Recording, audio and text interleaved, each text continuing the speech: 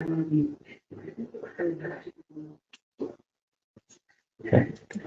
Hi, welcome to our event at the Cryosphere Pavilion today. We'll be talking today about what does the extreme low sea ice in 2023 tell us about Antarctic's future. Today we'll have three speakers here: Sean Henley from University of Edinburgh, Stephanie Arndt from AVI, Alfred Wegener Institute, and Won Sung at the Korean Polar Institute. And I'll pass off to Steffi now. Thank you. Yeah, thank you. Yes, and welcome also from my side. I'm really glad to open this presentation on behalf of a huge international and interdisciplinary group, as you can see here on the first slide. Even though we are only 4 speakers, we are glad that we have quite a big team behind us who prepared this presentation with us.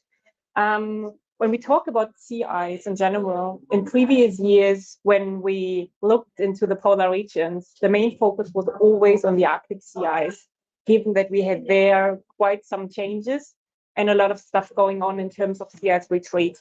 However, when we now look in recent years, also in the Southern Ocean, we just discovered this year a huge change in the Antarctic sea ice cover, which really put us on alarm. And this is why we want to use this opportunity here at COP to talk not only to science, but also to the public to point out why it is important to talk about the topic. So therefore, let's have at first a look onto the evolution of the Antarctic sea ice extent over the past years. And you can see here now the sea ice extent from January to December, whereas you can see in the gray lines the sea ice extent anomaly, meaning how it changed with respect to the overall mean over the last decades. And in the red line, you can see the anomaly for 2023. And what is pretty obvious here that this anomaly is not only a normal anomaly, but this is really far below everything what we observed before. So therefore, let's dig a little bit more into detail here now, what has changed over the past years. So therefore, here you can see again the anomaly, however, now as a time series over the past 45 years. And you can see that we had always strong interannual variability in the Southern Ocean, with even slightly increasing sea ice extents towards last decades. However, now in 2016, there was a first change in the whole evolution. However, this evolution was mainly seen in summer years, in summer times, and the sea ice cover could always kind of recover again during winter times. However, now looking into 2023 again, this really highlights a big change, not only with regard to the summer sea ice extent, but also with regard to the winter sea ice extent. So unfortunately, the sea ice extent could not really get healthy again during winter time, and this is why we are really concerned and why we are happy to have the opportunity here to dig more into that topic. And with that, I hand over to Ron. Thank you.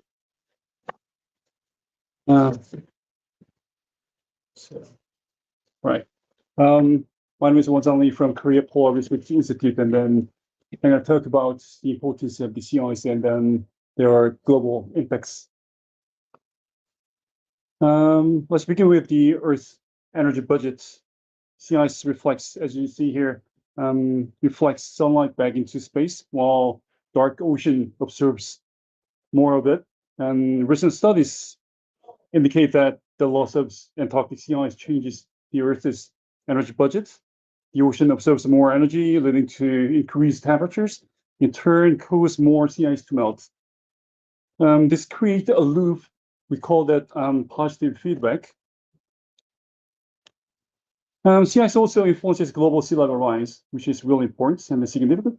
Although its impact is indirect because it's already floating like ice cubes in the glass of the water. Here we present the various forms of the ice. We classify ice by looking at them where they are. So ice sheets lying at top left-hand side in the figure. The Antarctic continents flow towards the ocean. Once the ice starts to float, there is a ground line which ice, ocean, and the ground meets together. We call it grunt line, and we call it an ice shelf in the middle of the figure. The mass loss of the ice sheets directly contribute to the sea level rise, and ice sheets are restrained by fast floating ice shelf there. And then so when these ice shelves thin by based on melting, or the ice front calving by several physical processes like ocean storms or the ocean swells or the big tsunamis from the northern hemisphere as well, they lose back stress, then which can accelerate global sea level rise in turn. So sea ice being frozen the western side there, being frozen seawater does not directly contribute to sea level rise, but plays a protective role for ice shelves and therefore ice sheet as well. As mentioned earlier, there are two major physical processes weakening the stability of ice shelves. One is basal melting, as you can see here. Probably in the summer season, the absence of sea causes ice shelves vulnerable to ocean swells or tsunamis, as I mentioned earlier, causing more instability. Remember, the darker the ocean surface absorbs more solar energy, leading to warmer surface water, resulting in less sea ice in the summer season. In winter, the freezing of sea ice creates a cold, dense, and salty layer of water that sinks to the bottom, finally protecting the ice shelves from the intrusion of warm, deep water underneath the ice. Note that 2023 has been marked by the record low summer cover and also record low sea ice formation. One very low summer is enough to trigger a rapid retreat, but if years like 2023 become the normal, it will continue and increase the risk of rapid ice shelf loss and therefore acceleration of sea level rise in the future. We're not used to seeing the world like this way, but it clearly demonstrates that the Southern Ocean is central to the global ocean system.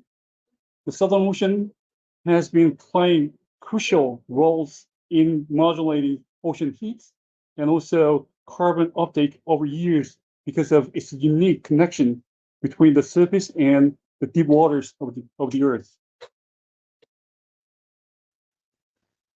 Sea ice is an essential component of that link.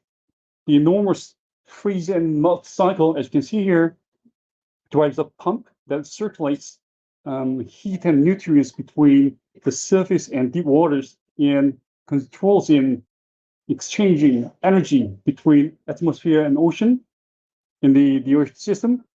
The reduced sea ice production observed in the Austral winter this year threatens to diminish that service and can continue on the warming world that we are experiencing now. And now let's move on to the impact on surrounding ecosystem.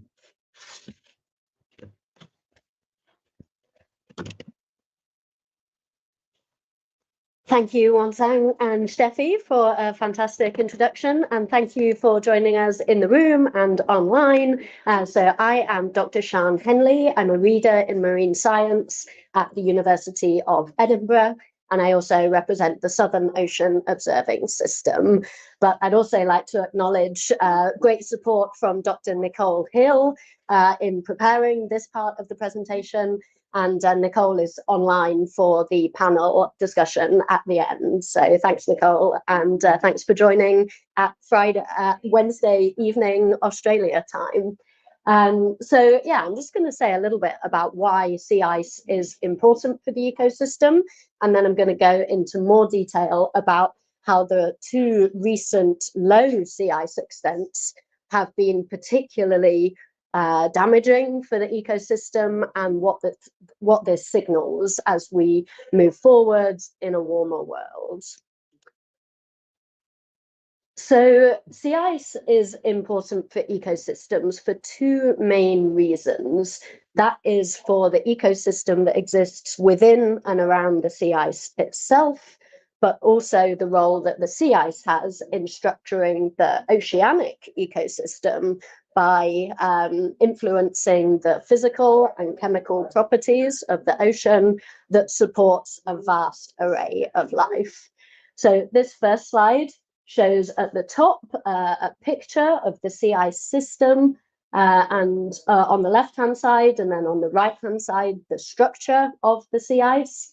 And what it shows is that sea ice can host a vast array of life.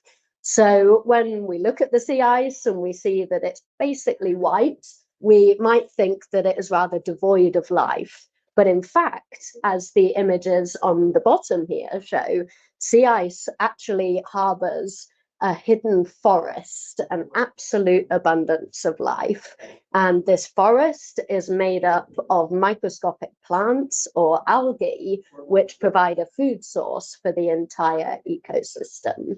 And from the picture on the right, you can see that the sea ice also has a very complex physical structure, and this provides a habitat or a home for young Antarctic krill, where they spend the winter and can then complete the first important year of their lives, and then can mature and grow into adult krill, which is a key food source for lots of the animals in the Southern Ocean that we recognize as iconic species, like the penguins, the whales, and the seals. So with the sea ice loss that is occurring, there is great concern that we will lose this component of the wider Southern Ocean ecosystem, and therefore will lose a critical food source at a critical time of year that really provides the base level of the entire ecosystem. And we might see significant changes in the structure of the ecosystem and the way that it functions as a result. So this image here shows how sea ice influences the animals and other organisms living within the water itself. And we can see that the sea ice on the left-hand side of the image provides a source of sea ice algae in yellow, and it also provides a source of fresh water and iron, which provides ideal conditions for the phytoplankton bloom, that big green blob in the middle there, which provides the foundation for the ecosystem. So this phytoplankton, or microscopic plants, take up a huge amount of carbon in a process named photosynthesis. And during this, they produce large amounts of biological carbon, as well as producing oxygen and making the ocean a healthy place to live. When these phytoplankton, or the ice algae, are consumed by Antarctic krill, copepods, and other species that graze on this mass of food, they transfer carbon to these animals. And then in turn, when the copepods and the krill are consumed by the whales, seals, penguins, fish, squid, this carbon is passed up the food web and stored for timescales that are relevant for mitigating climate change. And then when these organisms die and sink to the seafloor, or when they're still alive and they excrete, they also transfer carbon downwards in the water column, where it can be stored for longer periods of time and therefore play a more important role in mitigating climate change. So all of this is to say that Antarctic sea ice supports high amounts of biological productivity, which are important in providing a natural means to mitigate climate change and supporting the high biodiversity that is important both within the Southern Ocean and throughout the wider global ocean, because lots of species that live in the Southern Ocean migrate north and south on an annual basis. So the changes that we're seeing in Antarctica, particularly with respect to the sea ice lows that we've seen in recent years, have influence throughout the global oceans. And this slide here shows how the changes in sea ice can cascade through the entire food web, because changes in the lower trophic levels, like the phytoplankton, the krill, and the small fish, have implications for the animals that feed on them, like the penguins, the seals, the penguins, and the whales. So we don't yet have a very good understanding of how changes in sea ice cascade through the ecosystem, but we do have some evidence from the West Antarctic Peninsula that has seen dramatic declines in its sea ice extent over the recent decades. And here we've seen that phytoplankton species composition can be changed, Antarctic krill distribution can be changed, and in terms of the penguin species, there are species that are specially adapted to the cold, more Antarctic-like environment, which are suffering. There are other penguins who are normally further north, which are actually benefiting from the warmer, more ocean-like conditions that are now found at the Antarctic Peninsula. So this gives us some indication of changes that might happen around Antarctica if we continue to lose the sea ice on a seasonal basis. But really what we need is to increase our continuous research and monitoring, and we need to upscale our efforts so that we can better understand the changes underway and manage them as effectively as possible to ensure that these ecosystems are sustained as effectively as possible in a warming world. So at the Antarctic seafloor, there is also a huge amount and diversity of life. When conditions are favorable, you can see scenes like this one on the screen here, with large amounts of sponges and corals and other seafloor species. Now, these are reliant on food coming down from the water column above them in the form of phytoplankton or ice algae that have sunk out of the surface waters. So this means that what happens at the surface of the ocean related to the sea ice also has strong implications for life at the seafloor. Now, as sea ice declines, we also see an increase in the amount of movement of icebergs in coastal regions. And when icebergs crash into the seafloor and then move around, they grind up the seafloor and destroy any ecosystem in their path. So this has a very negative effect on the biological communities on the seafloor. Whereas when we see sea ice retreat, we see there is more area of the surface ocean that is available for phytoplankton blooms, and therefore these systems increase more food, receive more food. So there is a competition, if you like, between the positive impacts of more food to these seafloor ecosystems and the negative effect of more physical damage and disruption by icebergs. And these two effects are competing against each other to influence the amount of blue carbon, the amount of carbon that these ecosystems can store on timescales that are relevant to climate change, and the timescales of human impacts on the planet more widely. So when we shift our attention to the most recent sea ice losses in 2022 and 2023, we don't have much evidence of what that will do to the system yet, because these events are only just happening and happening now. But there is some evidence from the Bellingshausen Sea region, which sits at the southern end of the Antarctic Peninsula, which shows that emperor penguin colonies face a dire outlook as a result of these changes in sea ice. So the map on the left here shows in red, the more red the color, the lower sea ice was in comparison to its long-term average. And we can see that there are 5 colonies in this region. So on the right-hand side now, on the video, we'll play it through once, and then we'll go back to the beginning and pause so I can explain. We can see the, okay, so if we hold it there, thank you, we can see that the brown stain on the sea ice is the product of penguins. So it's a stain of penguin poop that has come from the colony, and it indicates that there is indeed a penguin colony there.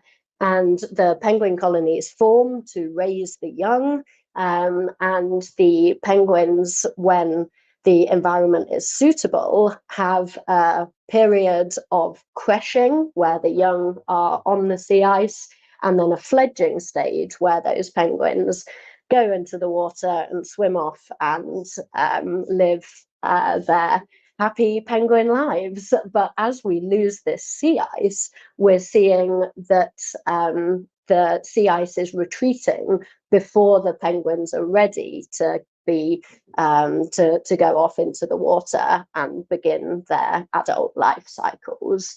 So we can see here the video running from October to December in 2022. And what we can clearly see is that as the sea ice disappears, the penguin colony is, the sea ice disappears around the penguin colony in around November. And usually the penguins would not yet be ready to fledge at this stage. So this suggests that the penguins are losing the platform that they need to sit on before they're ready to go into the water. And if this happens, the penguins drop into the water before their adult feathers are ready. And this means that the penguins do not have the appropriate waterproofing.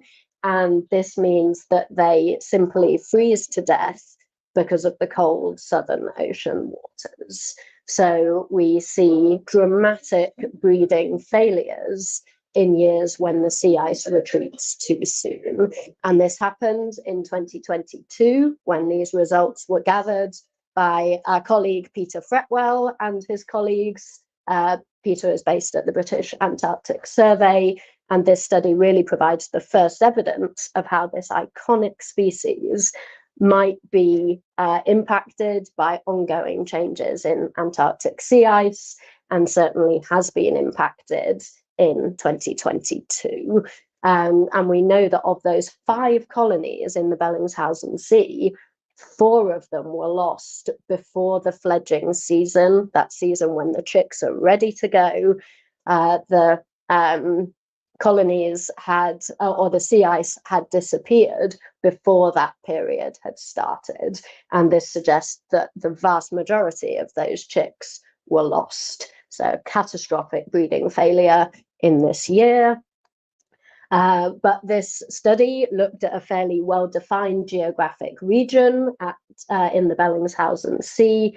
And what we know a lot less about is the changes that happen around Antarctica, where we don't have the evidence that's been published in the West Antarctic Peninsula region. But this plot here shows the pink line is the long-term average of how extensive the sea ice is in February. And the white shading shows the sea ice condition in February 2022. And what we see is that there are vast swathes of the Antarctic coastline that would normally have sea ice that the penguins can use for their breeding cycle. But in this year, that sea ice was completely or almost completely absent. So this is likely to be a much more widespread issue, and indeed to affect penguin populations all around Antarctica. And so that was last year, that was 2022.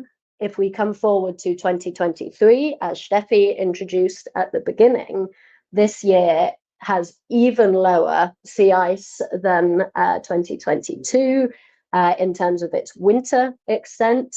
And the way that the trend is continuing very strongly indicates that in summer 2023, which we're currently coming into, we are likely to see sea ice cover that is as low as in 2022, or possibly even lower. And this raises the question of how many successive years of these very difficult conditions and widespread breeding failures this iconic species can survive. And I'll leave you with that question as we hand over now to Dr. Will Hobbs, who is joining us from the University of Tasmania in Hobart and is on the live stream. So Will, over to you. Thank you, Sian. And I'm hoping you're going to move the slides forward for me. So as Sian said, I'm joining you from Nipaluna, Hobart, on the very edge of the Southern Ocean, where I'm a sea ice researcher at the Australian Antarctic Program Partnership. And I'm going to discuss the important question of whether the events that my colleagues have described in 2023 are a response to human greenhouse gas emissions. Now, it's a very difficult question because attributing any individual climate event, even one as extreme as this year's Antarctic sea ice, is very complicated and requires a really careful comparison of observations and climate models. Processes like the IPCC have a very high evidentiary bar to make those kinds of statements. And as yet, the scientific community is unable yet to make a definitive statement regarding the role of humans in this particular event. However, we do see changes in the behavior of Antarctic sea ice that really predate 2023, going back even 15 years, that are really important indicators of change in the system. So we've already seen this, this image of the satellite record of sea ice anomalies, with blue showing more ice than usual and red showing less ice than usual. And we've seen those changes in the mean state, the long-term increase and that very sudden drop-off to that mean state. But as well as the changes in the mean state, there are some other more subtle statistical differences that are really interesting for us to point out. So the first thing is we know that after 2006, which is shown by that red line, the variability of the sea ice has actually really increased. So you can see that the peaks and the troughs, which just sort of the fluctuations around zero, are much, much bigger since 2006. And in fact, the variance has more than doubled since that time period. We also know that the system has become more persistent. So what that means is that this anomalies tend to hang around for much longer. So you can see that generally in the earlier part of the period, you get a blue or a red period and it just straight away goes back to zero. But since in the last decade or so, whether they're positive or negative, anomalies are hanging around for much, much longer. We call this an increase in the persistence. And a really clear example of this is the relationship in the sea ice from one summer to the next.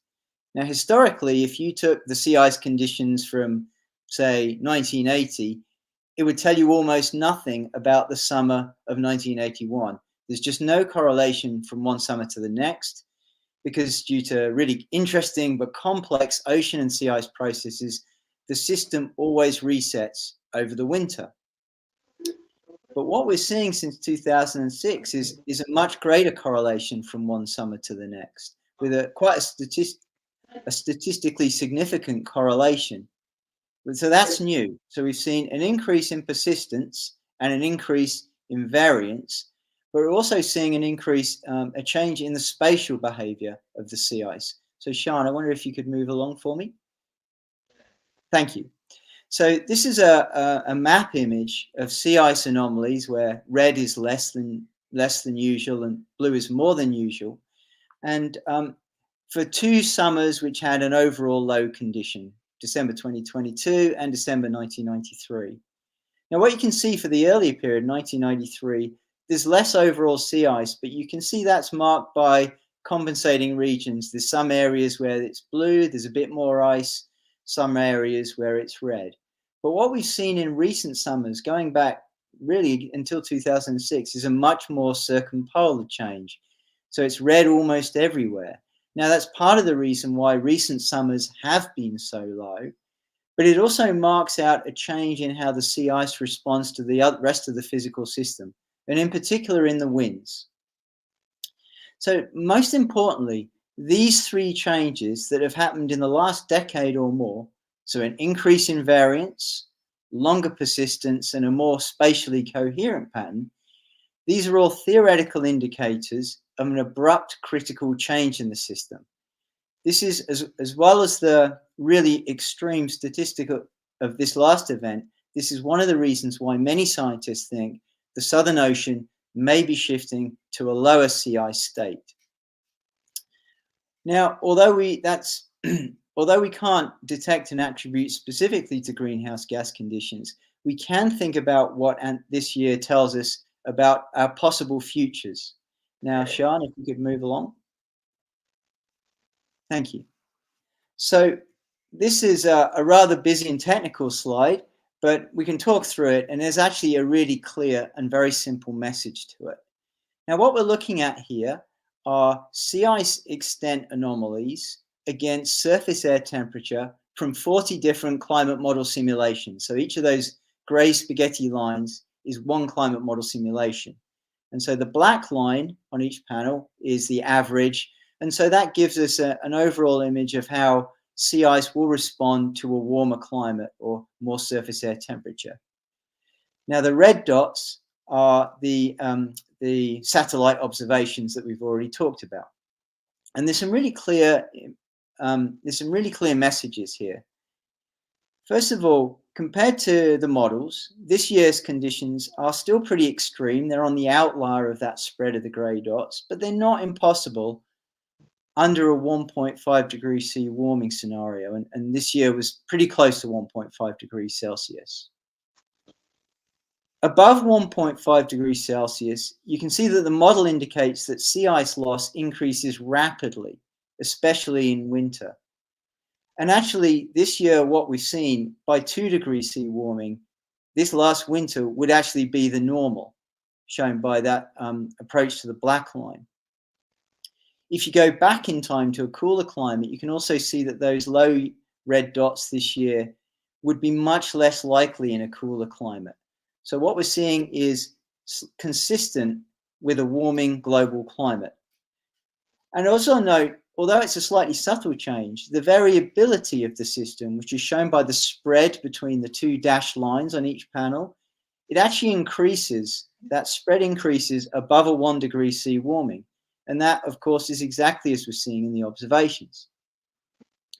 Now you can see one thing, which is the variability is a little different in the model and the obs. And it's important to note that the Antarctic and the Southern Ocean is one of the most difficult regions on Earth to model, in partly due to a lack of observations, but there's some really complex and unique processes going on there. And so there is a high uncertainty in how well the models capture these clear processes. But these climate models are the absolute state of the science, and they are our best tool for predicting Antarctica's future. And those models tell us something very clear. Above 1.5 degrees C warming, we will lose ice faster, and what we've seen this year and all its implications will be the norm under 2 degrees C. Now, if we can move on. Thank you.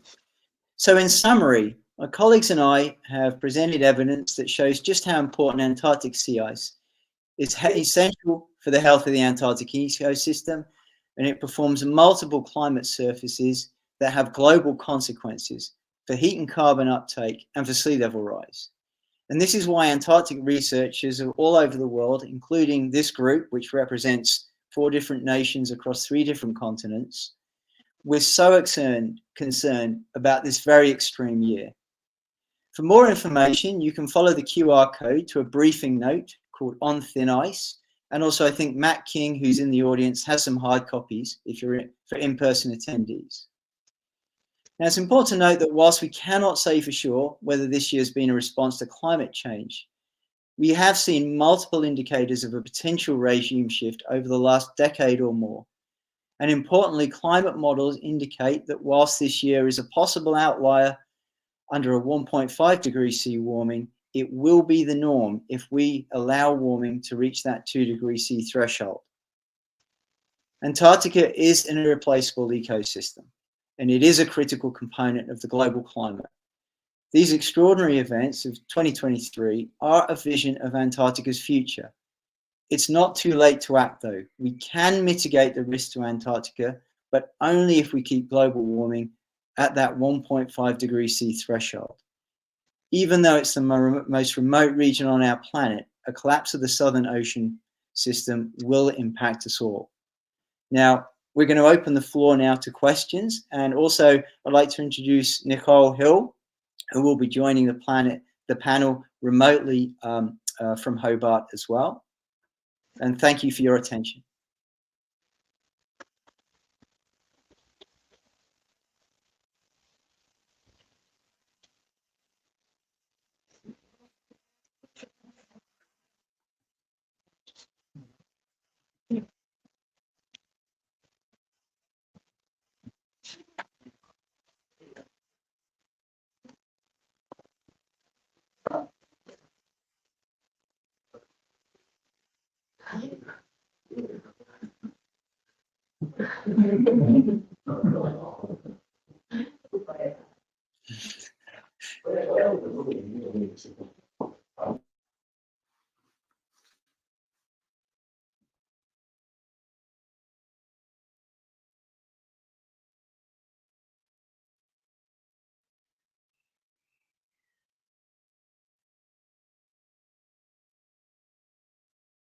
Okay, so are there any questions in the room? Okay, so start off then.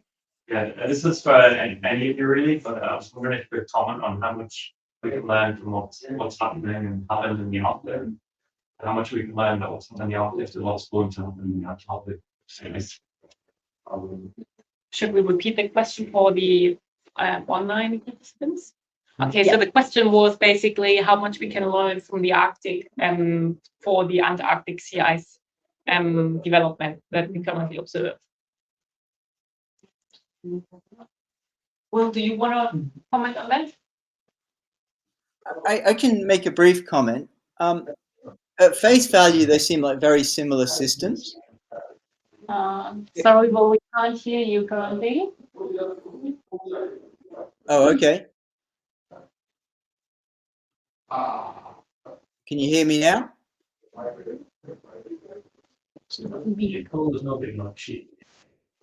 You're online. We can hear online. Oh, you can hear online, just not in the room.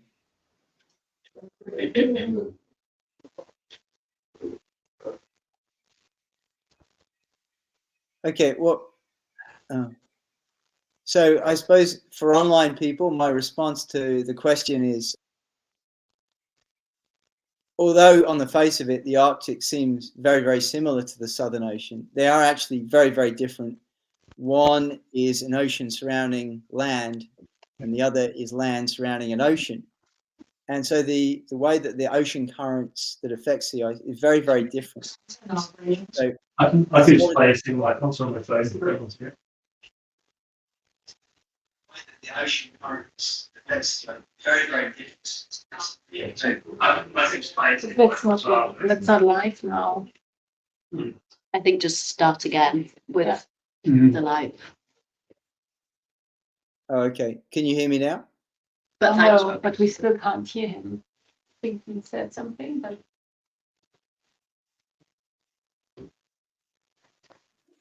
is it coming out of there or there? Maybe we'll just present again. Go back and present it.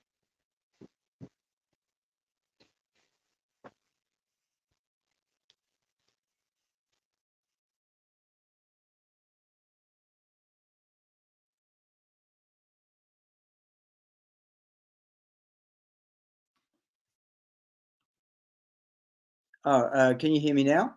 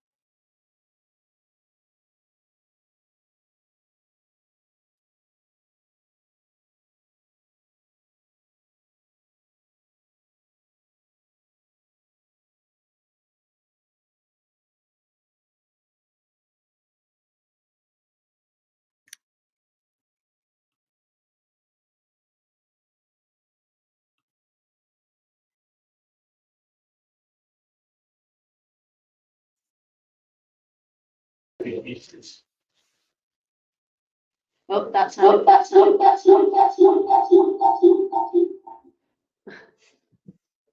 That somehow worked. worked too well. Wow, getting closer.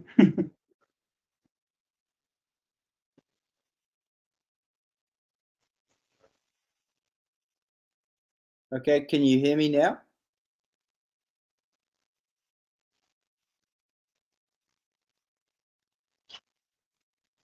There's no way we can split out of that.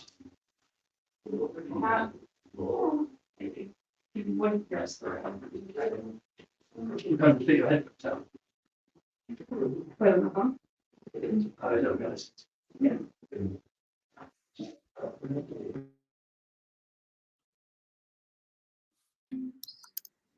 All right, we've switched our audio source. Do you mind giving another test or two, and we'll see if we've got you in the room? Okay, testing from Hobart.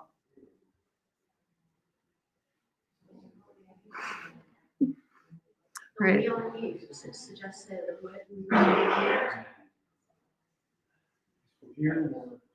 think it says on. Yeah, so this is the presenter laptop, yeah.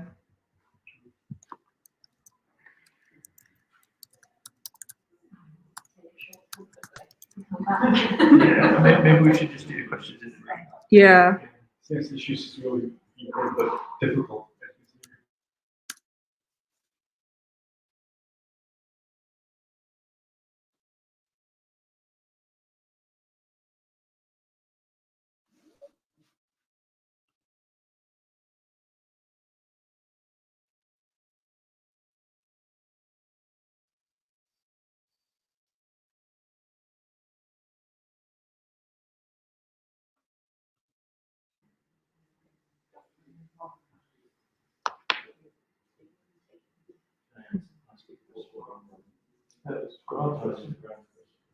So can they hear us now at least?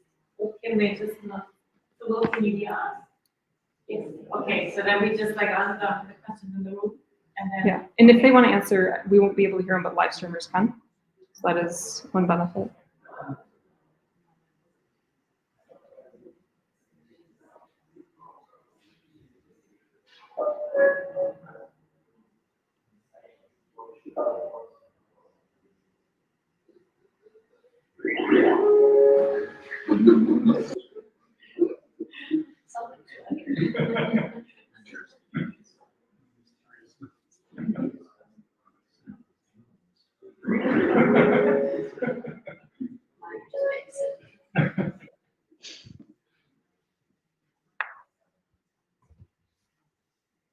The call valid before when we asked if we could.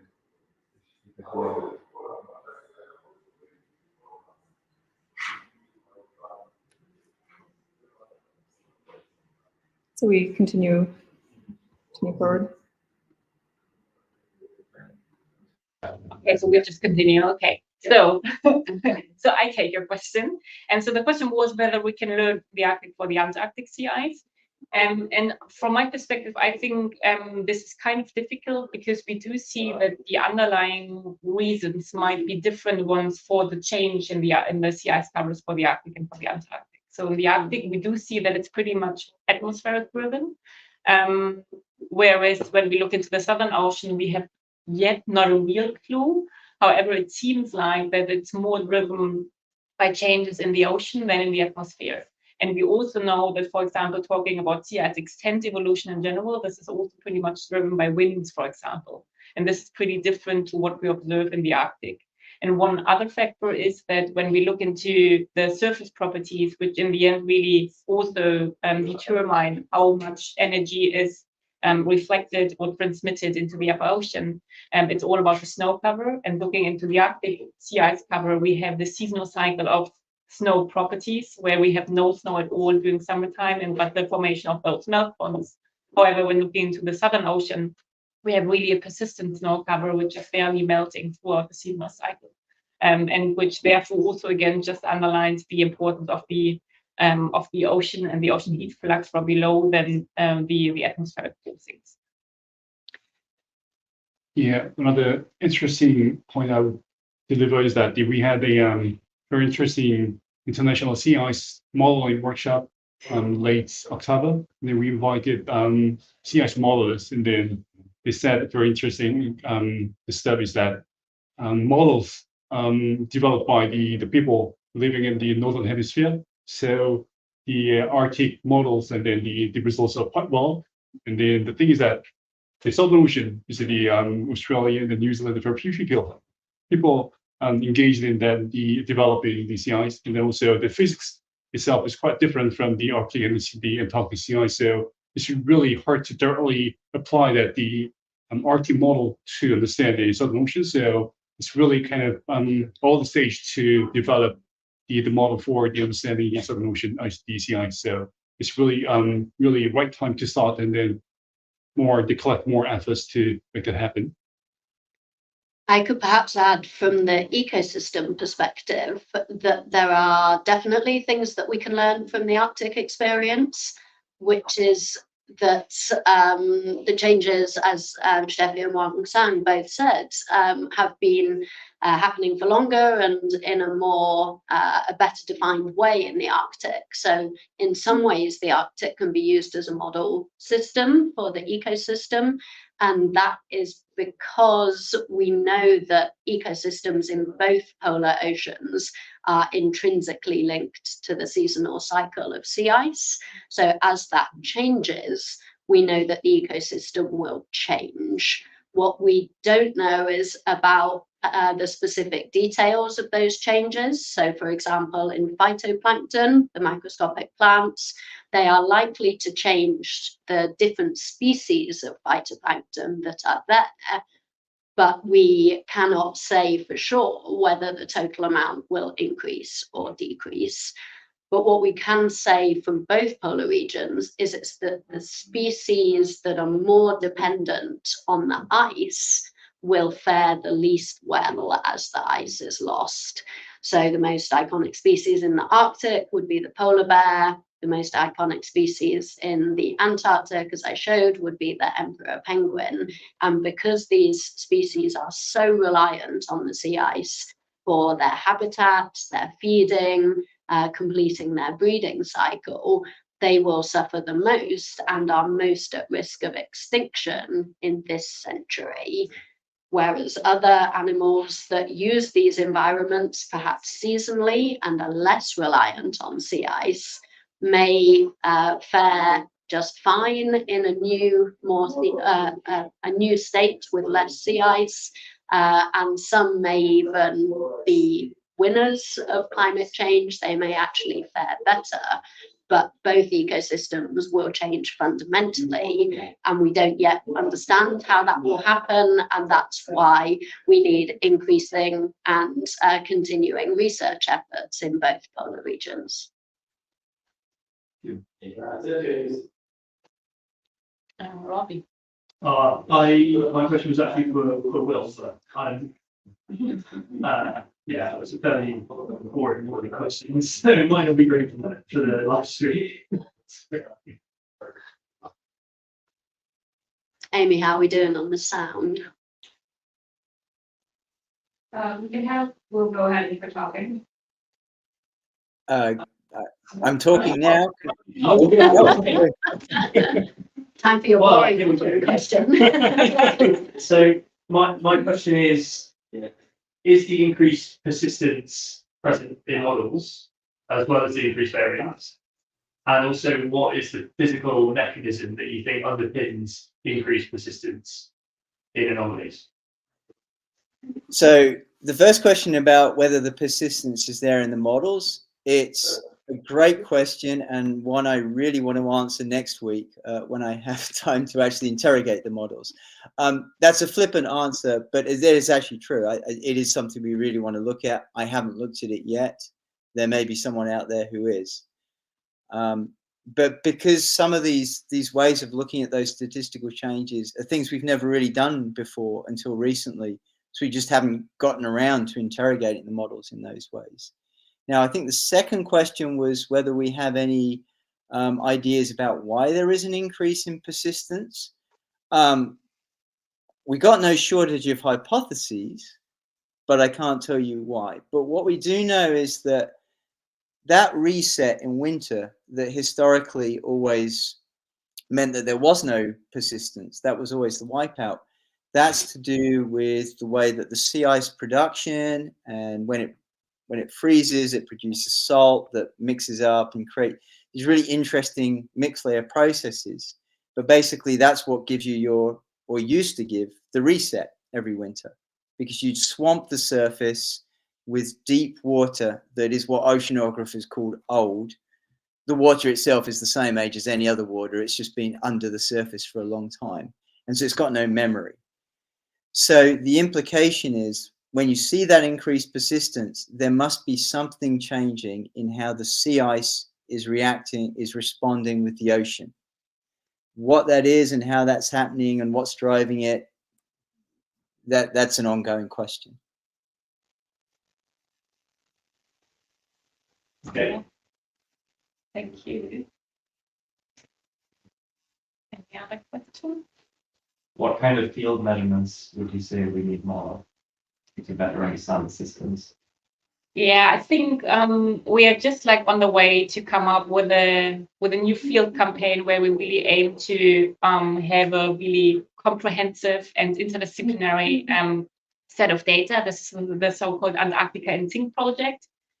This project is really based now really internationally, where we really aim to better understand the whole coupled climate system in the Southern Ocean, from land going into the ocean, the sea ice and the atmosphere. This project was just endorsed by UNESCO as part of the UN Decade for Ocean. And we are just right now like getting into the preparation phase, which will last until 2026. Where we really aim to get all parties on board, to get all disciplines on board, to really have the opportunity to study the whole system in one time. And we then aim to have the actual phase on site, the measurement phase in 2028, 29, and then afterwards going into the analysis. So people might now think about mosaic of the Southern Ocean as we had it in the Arctic. However, this is of course not as it's meant to be. So it's really meant as a huge interdisciplinary effort where we bring different infrastructures into the Southern Ocean, where we want to combine like similar measurements at different points in time and space to really make it possible to describe the whole system in one. So I've got a question. Oh, sorry, do anything? Yeah, I was just going to add to the answer to that question to say that as observational scientists, we want to measure everything, everywhere, all the time. But of course, that's not possible. So we have to be very targeted in what we measure, when and where. And we've got a reasonable idea in the surface ocean of where the important places are and what the important times of year are. But I think we know very little or much less about that for the seafloor environment. So this is to set up Nicole, who's joined us online, to perhaps reflect on what measurements are really needed in seafloor and deep sea ecosystems, because I think there is a lot more work to do there than there is in the surface ocean, simply because it's more difficult and more expensive to do. So I don't know if Nicole, you want to come in there? Thanks, Jan. Yes, definitely it's harder environment to see what's actually going on. And for that reason, we know less about sort of baseline conditions, let alone how things are or going to change. So that really relies on, it's also we can't not an environment that we can remotely sense from satellites, which makes it again quite difficult. So we actually need to get there, and we need to be deploying cameras and so on the seafloor to see what's there, and continue to do that over time to see how things are changing. And then, of course, link that back to what's happening with the sea ice and other oceanographic conditions. So my question follows on from that, Nicole, to you. So we can start off mute. So are there areas of Antarctica where we do know what the impacts of sea ice loss? So the Antarctic Peninsula. So what's happening is in the seafloor communities in the Antarctic Peninsula. Good question. So there are some areas where we're seeing, like Jan said, there's this real sort of trade-off between getting more food going to the seafloor. So you have some of these communities thriving. You get changes in the types of communities depending on the current flow at the seafloor. So if you have lots of current flow, you tend to get those lovely, beautiful, structurally complex communities. If you don't have much flow on the seafloor, you tend to get deposit feeders, so things like sea stars and so on. So depending on the relationship between how much food is coming to the seafloor and the currents, you can get changes in the community. But then in areas, particularly some of the shallow areas where we have icebergs coming through, when you get more of those come through, when we lose the sea ice, that has devastating impacts on the communities that you see on the seafloor. Does that answer your question, Matt? Yeah. And so, you know, that's around, we've seen that around the Antarctic Peninsula. We've seen it, you know, around the parts of the Weddell Sea. Everywhere we've seen huge losses in sea ice and ice shelves. One more question. This one's about sea ice volume. I know that sea ice volume is hard to measure in Antarctica, really hard. But on the other side, on the modelling side, are we making progress at modelling the volume? Or is it all frozen, excuse the pun, because we don't have enough observations? People are looking at my screen, so I assume they want me to answer. I think you said it right. The second one, we have no idea. You know, I know what the models do, but I have no idea if that's correct. But actually, this feeds in very much to what Steffi and Sean and what Sang was saying is the critical need for observations to improve the models. We really need these coordinated field campaigns, and we need those campaigns to be planned in concert with the modelers, so that, you know, we're working together to get a system that can predict the future. That's really, you know, and that's happened a bit in the past, and it's great to see that it's happening more and more. But yeah, in answer to the question about volume specifically, I mean, the model looks great compared to the obs I've got, you know. Which isn't very many.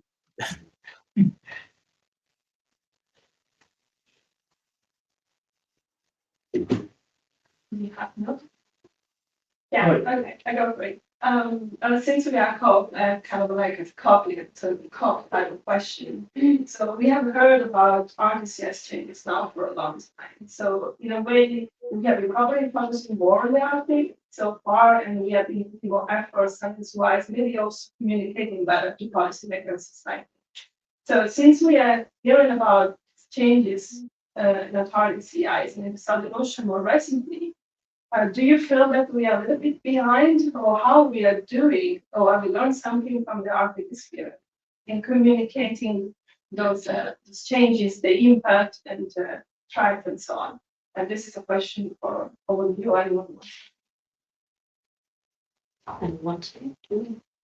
Yeah, that is really important, but difficult to answer for scientists. The thing is that, for my country, South Korea, we're really kind of interested in the climate change and how to tackle the climate change from now. But the thing is that Antarctica is really way away from our home, so it's really hard to convince them what's real impacts, and then is it threatening now, and then also other physics are really well linked together, and then it's really hard to instantly understand that the immediate action or immediate response from the changes in Antarctica that's impact on our country. So the thing is that both the Arctic, the changes, for example, the polar jet or the sea ice changes will really impact right on the winter season in Korea. So many people are now getting to understand more than before. So the thing is that there are a lot of efforts between scientists and then general public. We have a lot of communications and then other meetings together. But still, for the Antarctica. It's a really big gap between. So we wanted to learn how to do that, and then we wanted to follow the path for the Arctic scientists, and then just like try to deliver our understandings and our observations and our knowledge to deliver to the general public, likewise the Arctic community as well. So I would add to that. I agree. Also, coming from a nation that is a long way away from here, up in Scotland, it is more difficult to convince people that the Antarctic matters.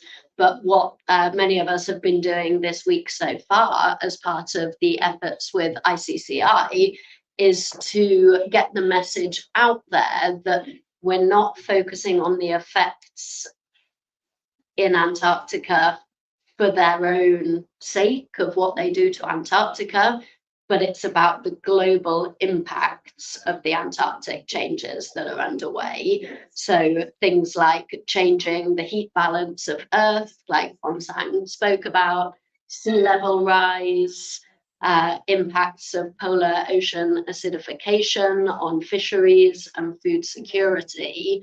So whilst these changes are happening in the Antarctic and the Arctic, they really are global in their impacts, and ultimately their impacts on the human population. And I think most people would agree that the COP is about creating a world that is better for the human population. And the science that comes from the polar regions and the high mountain cryosphere is really critical in underpinning the decisions that we make to make a better world for the global human population, by limiting warming to within 1.5 degrees of the pre-industrial level. And the key message is that we have to stick within that limit. And if we start to push to 2 degrees or even higher, we are putting human society in peril.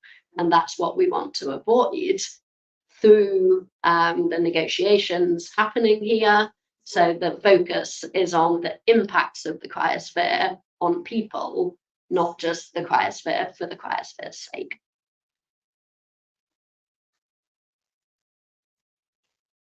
We actually have a question from online. I'm happy to read it out, otherwise we'll take it. No, read it out. So we've got, as far as I understand, the discussion has been about the extent of sea ice. Is the thickness or lack thereof? Yeah, so maybe I can take that on. So of course the thickness has a real big implication to understand the whole system better. But unfortunately, as it was already mentioned, I mean, even though we'll think thinks his model is doing great, we have no clue what is reality.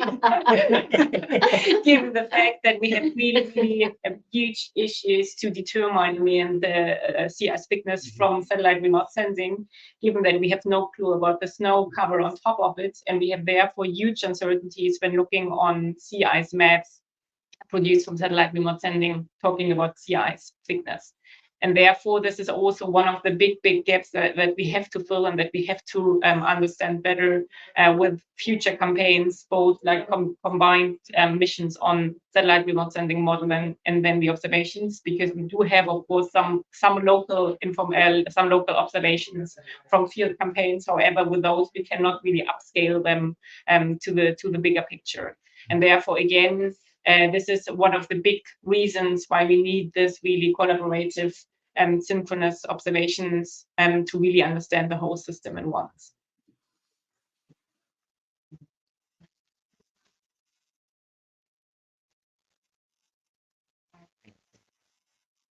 Yeah, okay, so if there's no other question, I think we thank the audience here and the audience online. And we look forward to further interesting discussions today at the Sea Ice Day in the Cryosphere Pavilion.